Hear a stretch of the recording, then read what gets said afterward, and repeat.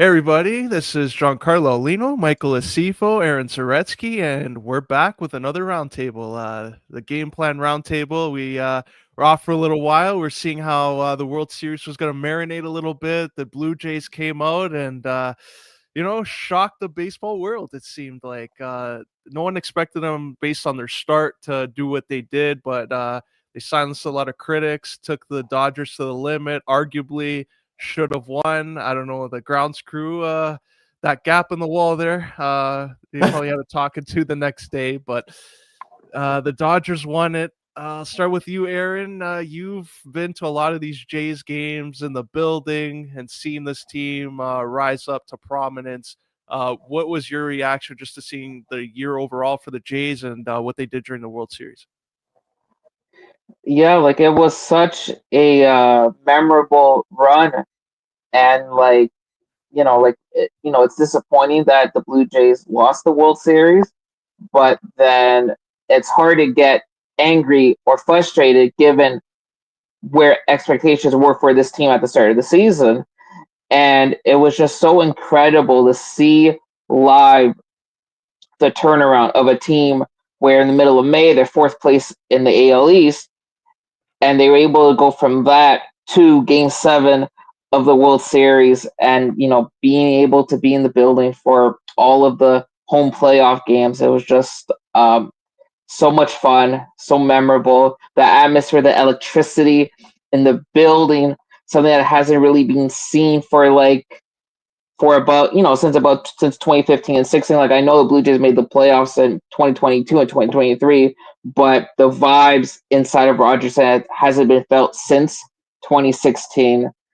And being able to beat the Yankees, and then the Game 7 of the ALCS against Seattle, that was just so much fun, so much joy to experience that. And yeah, like it looked very close. Like the Jays obviously were very close to eliminating the LA Dodgers and winning the World Series, but I'm excited to see what the Blue Jays have in store for next season. Yeah, Michael, this was a magical run there. Just seeing everything that they did, but I saw an Instagram story that you posted. It resonated really well with what I was thinking. Like Yamamoto, what the hell was going on? Like, can you explain what everybody saw there? Because that was crazy. Um, Yamamoto put together probably the best World Series run I've seen since Madison Bumgarner in 2014. Was it the 2014-2015 year where the Giants beat the Royals? That was it was the 2014 year. That was absolutely insane. What Yamamoto did, and to make it even more to put this into more perspective, Yamamoto pitches 95 pitches, game 6. Okay. Does extremely well. He's out at the 7th inning, and people thought, well, that's a little early. That's a quality start. He's out after 7 innings, and they think that's a little too early to be that good of a pitcher. Only for him to start warming up, and the fear of God is in Blue Jays fans as he comes back out for the 9th, the 10th, and the 11th. Absolutely insane. It was just fantastic, and that's why he deserves the World Series MVP. And that contract of $325 million over 10 years is looking more and more like a steal.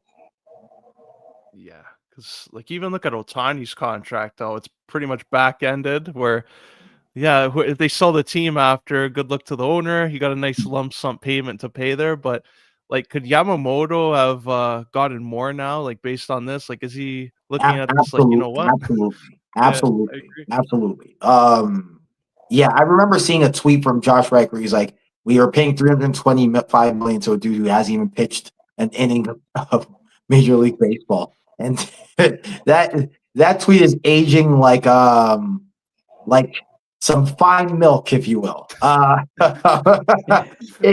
It really goes to show you just how developed the Japanese system is, that, guys are coming out of there, and you can basically plug and play them right away at the ages of 25, 26. Yamamoto's 27. So you'd think he's got at least 3 good years. Although the way he's pitching with the arm, you never know, because those 6 pitches, being able to throw that at you and throw 95 and dot it, like you could probably go on to a Randy Johnson like run the way he mentioned. So it's he just could probably a $500 million guy, to be honest with you. And like Aaron, I want to ask you this, because like with baseball, it's not like what we see in other sports where you kind of have like a gauge of all these other leagues. It's pretty much in demand of how popular they are and like how big it is. The competition is there, but with baseball, it's like MLB, and then you see the Japanese players come in from Japan, and it's like Otani, Yamamoto. Like, should more fans now, or even networks, start paying more attention to the Japanese league and shine a light on it even more? I really think so that they should. Yeah, for sure. Like, because like obviously it's just the a big negative would be like the time difference, right? Because by the time when the games are on, it's like like 5 in the morning, 6 in the morning Eastern time here. So that won't get a lot of people watching. But then, but at the very least, show like highlights, like for like Sports Center or like TSN Sports at MLB Network, to maybe if they're not going to show like full games, then show at least highlights of the games, because because as you said, like more stars are coming, and even recently like Munetaka Murakami, he's available, and he's from videos I've seen, he's a real slugger. Like he can smash the ball very far, and he's a power bat, and there's so many more too. Like that Team Japan from the World Baseball Classic 2 years ago, like was just like phenomenal. Like with Otani and Sasaki and Yamamoto, and Murakami was also on that team, and it'll be interesting to see to where he goes. And then like it's and then also too with the WBC coming up soon, that will be very fun to watch. I agree. And like Michael, with like the Jays doing what they did, like that argument, and kind of like Toronto sports in general, like can attract stars. And you see this team go on a run. They didn't win the World Series, but now free agents look at this and see Toronto's young roster with Savage come up. Like, does it become an attractive destination, or do you think the Jays are going to struggle next year attracting like big names to come and join their team? Mm-hmm. I think attractive is a strong word. It's a strong word, but the thing about the Jays in comparison to, let's say, the Raptors or the Leafs is that for whatever reason, the Blue Jays have had an easier time getting free agents. So it's never really been an issue of they can't get the free agents. I just think that for whatever reason, the last 4 to 5 years, we've swung and missed on a couple that we wanted. But it happens. It's life. It's sports. The Lakers, for example, are in on everybody, and somehow they get out nobody. It's just kind of the way it goes, right?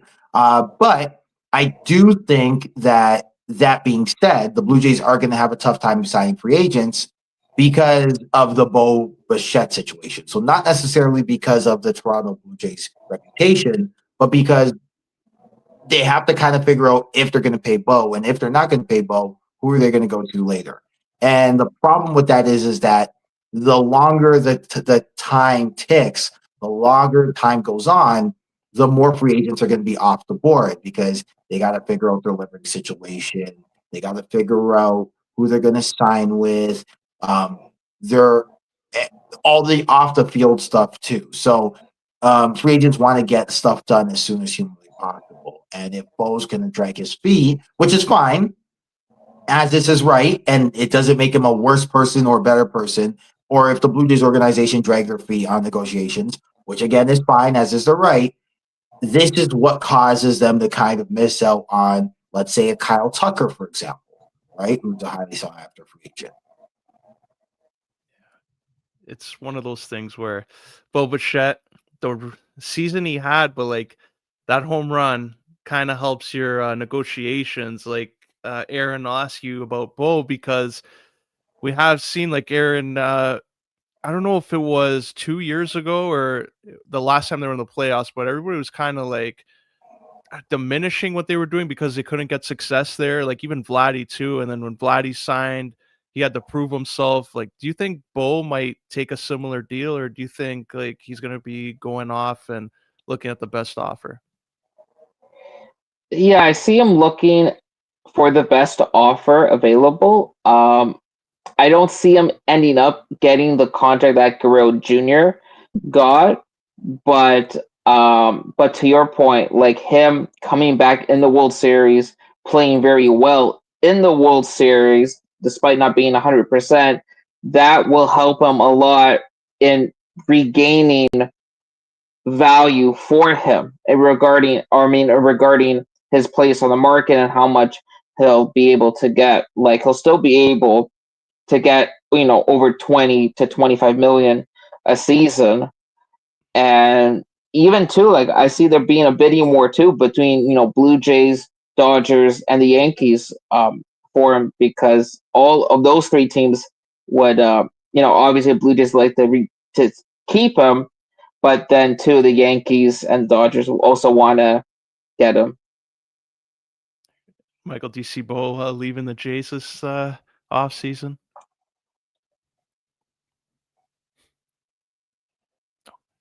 Sorry about that, boy. Rookie mistake. You know what? If you were to ask me at the beginning of the offseason, like right when the last pitch of Game 7 happened, I would have said Bo was gone. I would have said it 100% just because it'd be absolutely foolish for Bo Bichette not to take the money that he's projected to make. I believe the projections have him at 7 years, 200 million or something along those lines, 216, something around there. Absolutely foolish to not take the money. But then Shane Bieber, who was projected to make 150 over 5 years on the open market, took a 1 year, $16 million option. So something, the vibes are good in the Blue Jays locker room that leads me to believe. I'm not saying pay cut. I want to be very clear. But something leads me to believe that Bo will shave off a couple million here or there, or maybe extend the term to make the numbers work. Because if you really think about it, Vlad signed for 14,500, which is what, 30, 40 million a year. There's no salary cap. The Blue Jays make a lot of money. Is there a universe where they can make Bo work? Yeah, there's a universe. Now, what's the percentage? If a gun to my head, 35, 40%. That's I can live with that. Our Rogers bill might go up a lot higher, but in terms of the team, I can live with that. That was it was a fun World Series. Yeah, same But here. what do you think about, like, I don't know, like baseball, for whatever reason, like the salary cap, there is none, but there's teams that are like the Dodgers that are spending so much more than some of the other teams. Like, do they need a minimum salary cap and a maximum to, I guess, raise the competitiveness around? Sorry, me or you asking Aaron? Oh yeah, whoever wants I to. guess.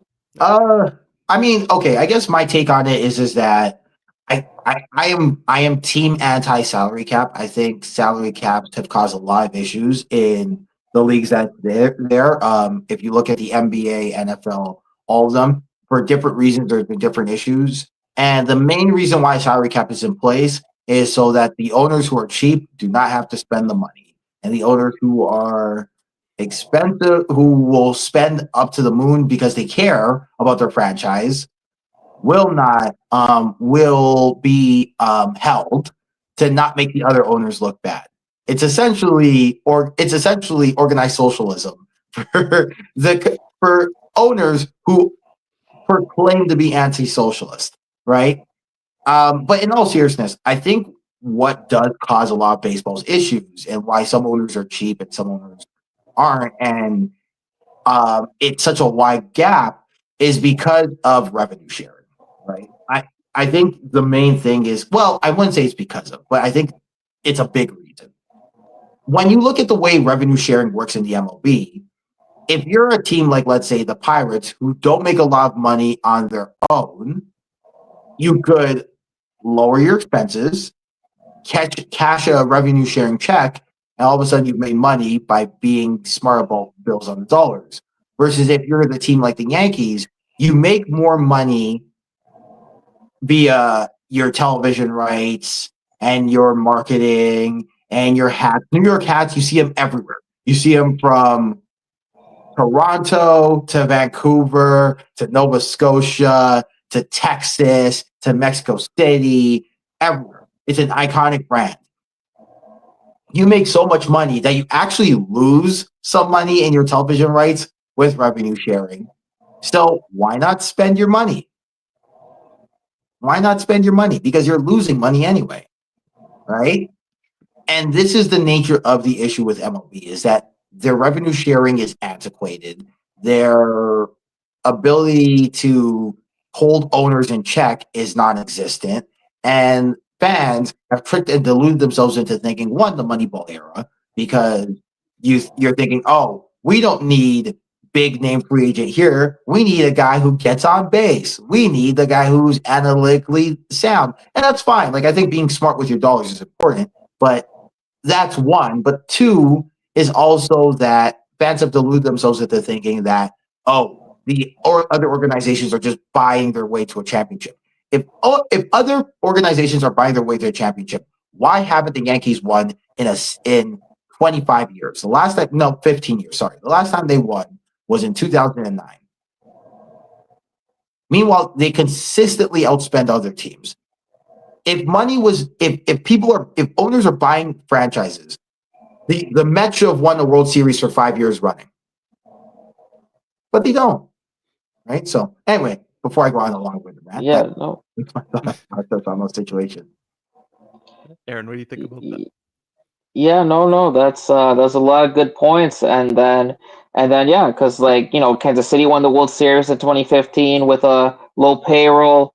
Oakland, well, used to be Oakland Athletics. They made the playoffs for a bunch of years, but the low payroll Tampa Bay Rays, same kind of thing. They're able to make the playoffs, even make the World Series 5 years ago with their payroll. So, and then in this World Series, right, the whole David versus Goliath, Dodgers versus the Blue Jays. But as we all saw, the World Series was much closer than anybody would have thought, would have expected. So, I can see, the smaller market teams wanting there to be a salary cap so that it improves their chances on being more competitive, I guess, in terms of, with the higher spending teams. But I don't really have a big issue with, without there being a hard salary cap in baseball because if teams want to spend, X amount of dollars, they should have the right to it. And then if you have to pay the luxury tax, and if you want to pay it, then okay, then do what you want to do, right? But I like it how it is in baseball and the NBA, unlike in the NHL, because with NHL the hard salary cap, that's okay, it's if you're the Leafs or New York Rangers, or Montreal, you have all this money that you want to spend, but you can't because you can't go over the hard salary cap, right? So I don't mind the no hard salary cap in MLB. Should be interesting to see what the Jays do now that they had the success and can negotiate with their guy Bo Bichette. So we'll be interested to see there. But now we're gonna go to transition into UFC this weekend, where it's a big one, Madison Square Garden. WWE is going to be there next Monday, and so UFC on Saturday. TKO is going to be getting a lot of money this weekend. Not that they need it, but they're going to see two title fights of champion versus champion, pretty much like the former champ vacating to move up. Michael, what do you think of this narrative of the guy moving up a weight class or a girl, and like most of the time they're looked at as, okay, they're going to lose because they're smaller, but it seems like this time Makhachev and Wei Li, they're pretty much looked at as possibly pulling off upsets here. Yeah, what's funny is that for that narrative, and you definitely hear that narrative if you're a fight fan, that the champion moving up is usually at a disadvantage. More often than not, they win, right? You see Connor versus Eddie is one example. DC versus Stipe, number one, the first fight, big example. Amanda Nunes versus Cyborg, right? Oh yeah. More often than not, the person moving up in weight wins. And even we see fights where the champion has moved down, they end up losing, right? You take a look at TJ Dillashaw versus Henry Cejudo, right? So history would probably say that Weili and Islam are going to win. The problem is you got to fight the fights, right? And so sometimes that just doesn't go the way it goes, right? So I guess that the answer to your question of what I think about the narrative is BS. I agree. And just speaking of these narratives, I'll ask Aaron this one first. We've seen it with Dana White and Triple H for some reason at the end when they do their press conferences. They gloat about the gate for the arena and say, yeah, we shattered all live event gates for Madison Square Garden or Scotiabank Arena, Rogers Center, wherever they are. But the arena is the same size, same amount of people attended the show. So do you think that they should stop like putting it in the fans' face that we just jacked up the price 5x and you all paid for it? I think they should because it keeps going up because the ticket prices, as you said, right? It's like through the roof. Like when Elimination Chamber was here earlier this year at Rogers Center, it's like 500 level was going for $200, right? It was $200, while when Money in the Bank was in Toronto the previous year, that was the same price for 100 level.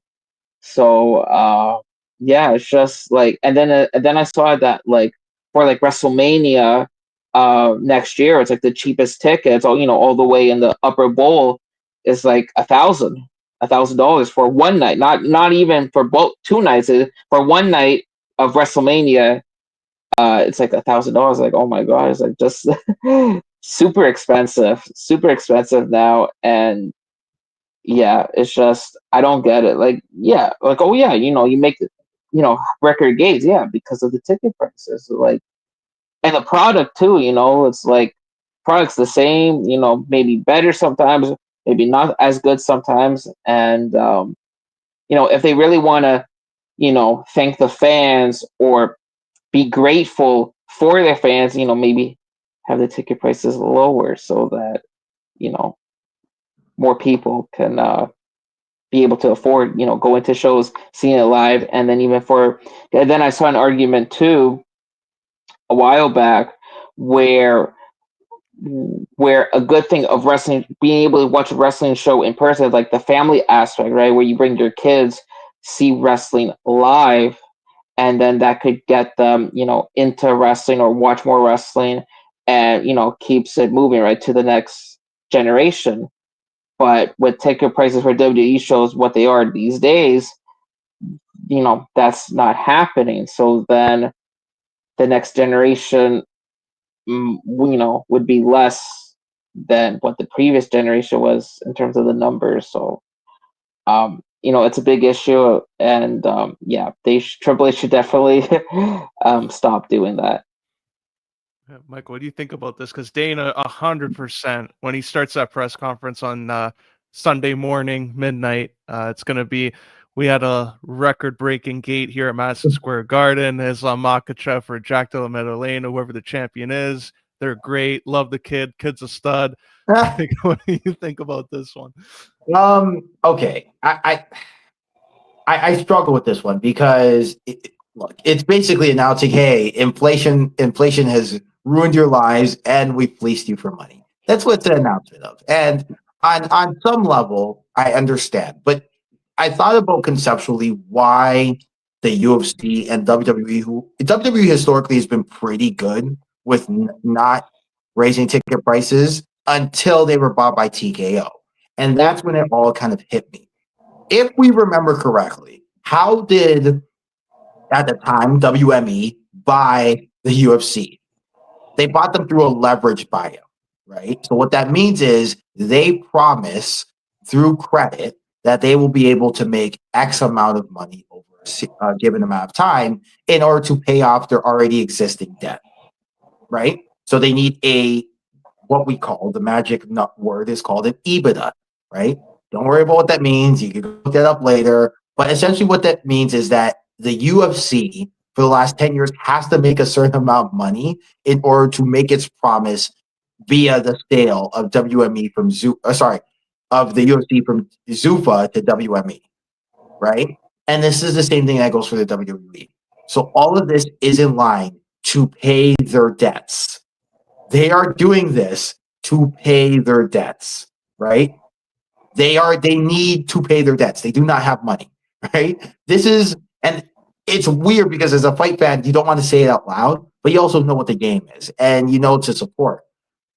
The issue I have as a person who knows how this goes, theoretically, is there is no situation, or very rarely a situation, where once WME or TKO in this instance pays their debts, theoretically, let's say that they pay their debts, which isn't a certainty, but let's say they do. There very rarely does a businessman go, okay, we paid our debts now. Let's lower the rate. Let's lower the rate. Let's lower the prices. Right. And that's where I get very frustrated and very weird, and I struggle because it's like on one hand, I get it, I understand, I know what they're trying to do. On the other hand, no person reasonably is going to lower the money of their gate when they realize people are willing to pay that number for the game. And all that happens is he priced out the fans who really care and are really passionate about the sport. And so I know that's a long-winded way of explaining that. I think a lot of these announcements are more indicative of something bigger, and that is that we're kind of losing the culture of the fan bases on both the UFC and WWE side. It's turning into the Avengers. There's always a special walkout with Dana and company. Apparently, whenever it's in Madison Square Garden, most of the time. Oh, 100%. The cabinet's going to be in attendance. Yeah, 100%. 100%.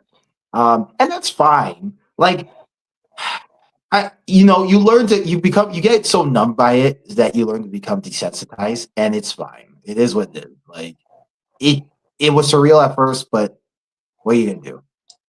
Yeah, that was just part of it.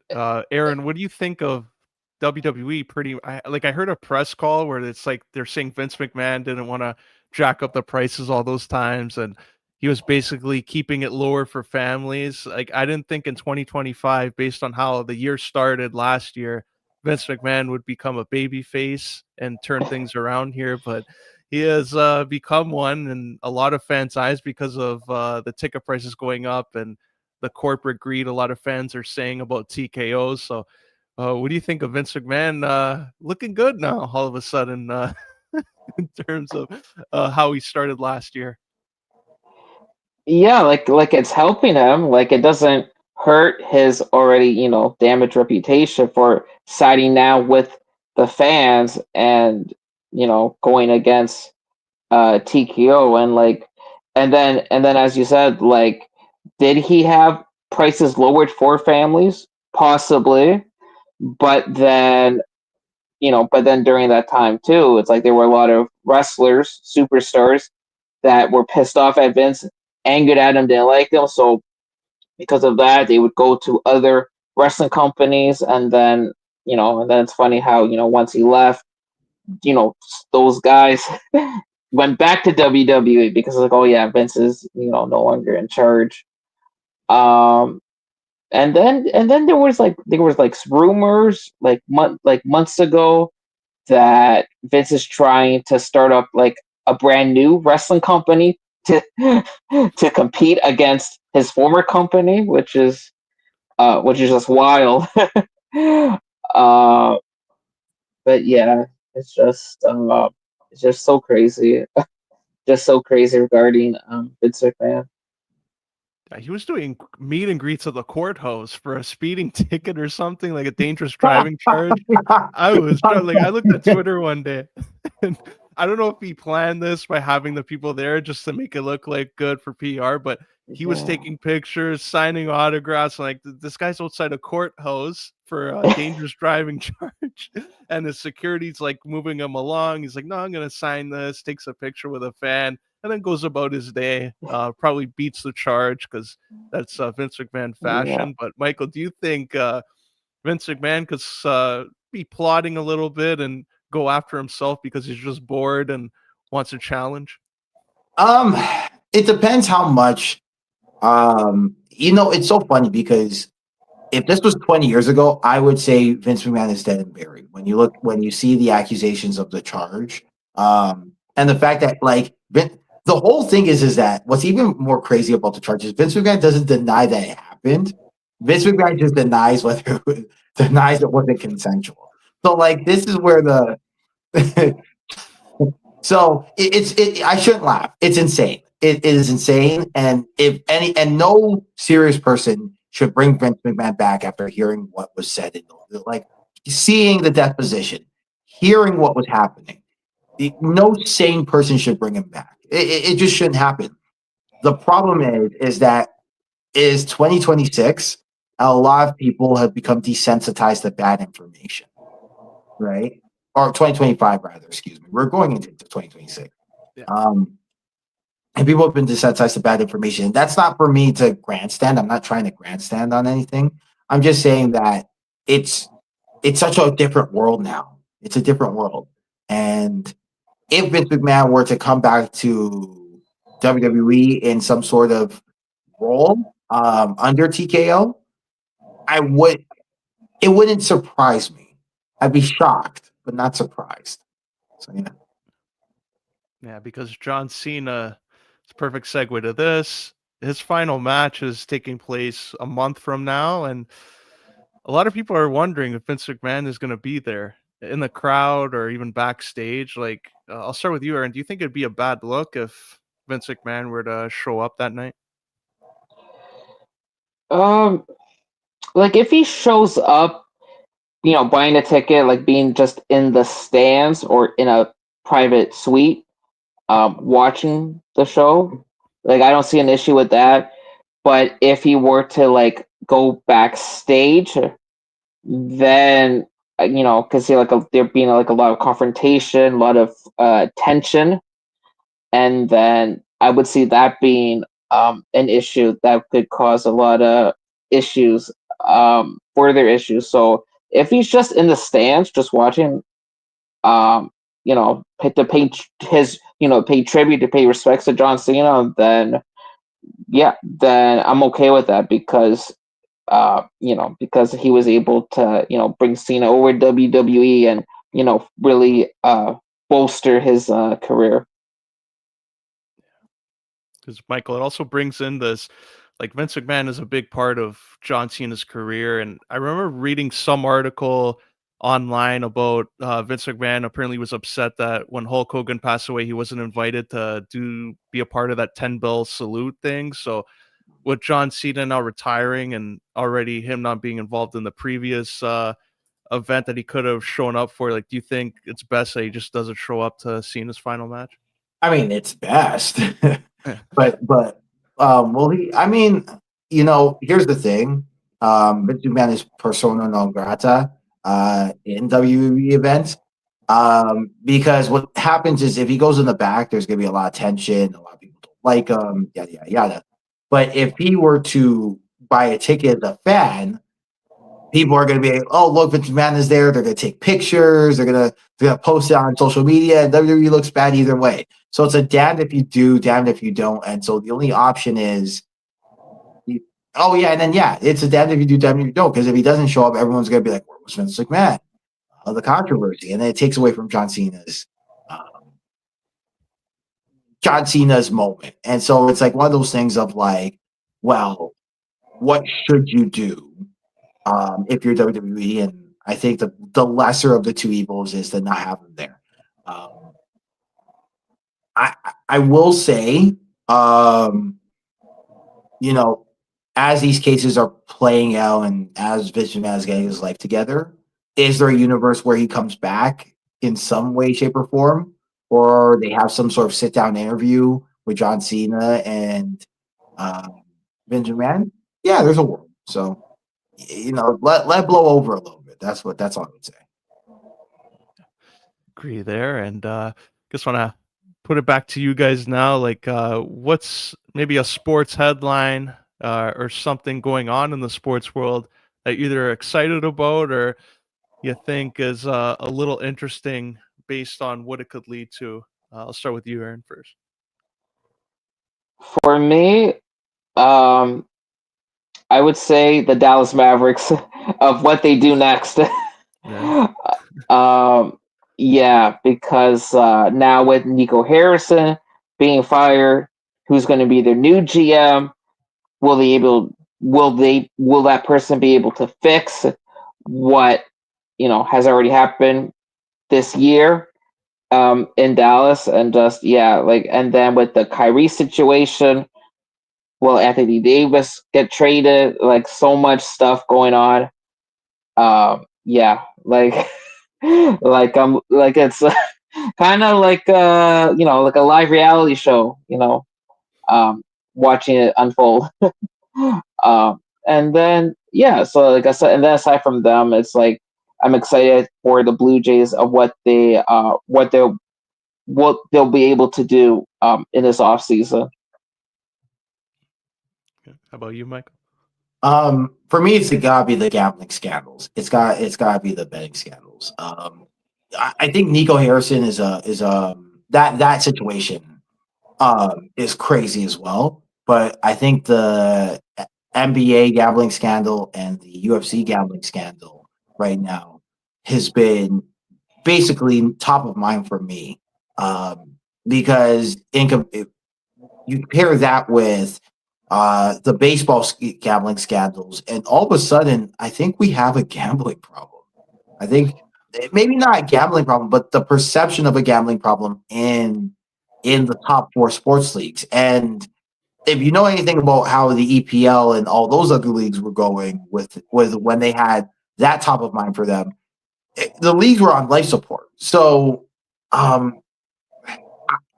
there is a world where this snowballs into being Crisis on Infinite Earths level bad for the four major sports leagues, and that's why I'm interested.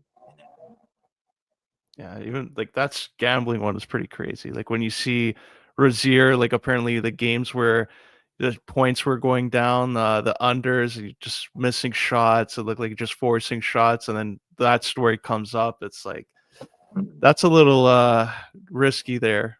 You're going out there and risking your salary, your reputation, your career, even Billups, like someone who accomplished so much in his career and Hall turns of out to be Famer. like poker games. Yeah, Hall of Famer, former Raptor, like it's crazy. Yeah. I'll do you one better. You take a look at even the perception that something might be off. Like I heard people talk about Steve Garcia versus David Owama. This is a 13 versus 12 matchup. And because the 12 lost, everyone's like, well, is David Owama dirty? Is he throwing fights and taking a dive? He was part of James Krause's gym. He might be, you know what I'm saying? So it's not even just necessarily that these guys are destroying the reputation if they were involved or not involved, which is again alleged, right? But pretty much when the FBI has their hands around you, you're pretty much done. But it's also the guys who aren't involved who now there's a perception because Ariel Hawani reported and Harry Mack reported that there's been 100 fights audited or Ariel didn't say that, but Harry Mack reported that. And then Ariel's talked about how guys have come up to him anonymously and said they've been approached to throw a fight and they didn't take it. And now all of a sudden, it's just the perception of it all that's so bad. That one's crazy too. Like when you go down the rabbit hole of gyms and stuff, and like even go back to like Pride. So MMA's kind of had that, but for the UFC, like for Pride, they got shut down because of it. Hopefully the UFC like get on top of that because this could be really serious there. But one thing I want to get your guys' reaction on is this past weekend, CPL final was played in a snowstorm. There was some debate before it that they should have canceled it, but ever since then, like clips of a goal, the icicle kick are going viral online all over the world. So do you think now, like something like this, where if we have bad weather, we're going to see more leagues be like, you know what, let's just play and see how it plays out? Like, it was a classic match and very entertaining. At the same time, the CPL's lucky that there were no major injuries, because if there were, then that would be a bad look on the league. But no, like, like the snow for championship games, because this has happened in the CFL for the Grey Cup. Like when it snows, it does provide better photos, better videos, better just a better, more dramatic scene altogether. Which is from that point, it's as long as there's no big injuries, then it's very entertaining for sure. Yeah. I struggle with this one because it's like football does it all the time, right? If it's snowing, you're playing. If it's raining, you're playing, right? Sunny day, you're playing. Windy day, you're playing. And the games are affected when they play. So why not soccer, right? But soccer, it's like, oh, it's raining, we're done. Like, well, not if it's raining. If it's snowing, we're done, right? So I would probably say I would like to see it more. The thing is that it just there's something about kicking a ball in the snow and these guys being in like basically nothing, like shorts and a shirt. I'm like, good frostbite, but maybe that's just me being soft and the players are all right. So every once in a while, I do like to see like a frozen tundra of Lambeau Field soccer edition. Why not? We have a clip here from the Canadian Premier League. This is the scenes of what happened. Like the visual, they got to be happy with this. The lighting looks good. You can take pictures like that, but the icicle kick now going viral there. Canadian Premier League now gets more attention. So it's one of those things now where going forward, see this type of stuff go on. Like Messi has the GOAT label from a lot of people. Can he do it on a snowy night in Ottawa, Michael? Hey, maybe in his younger years for sure, but he's older now, and if there's something about being old, your bones in the wintertime are not the same as being in the summer. I'll tell you all about that. Your bones are just not the same. The feet start swelling, and can't do it. That's great. And this has been a great roundtable here. Just want to remind all our viewers here on the game plan. Check us out on YouTube. Michael's latest interview with Kyle the Monster Nelson following his win at UFC Vancouver is up there. Interviewed Michael Chandler, that's up there. And just recently, Sportsnet's Diana Bobita joined to talk about this Saturday's event. So check out all the content there. Go to our millions.co page where this stream will be later tonight, and continue supporting us. We really appreciate it. Please subscribe, hit that button, and we'll do this again. It's been another fun roundtable, guys. Thanks for having me, guys. Yep, thank you.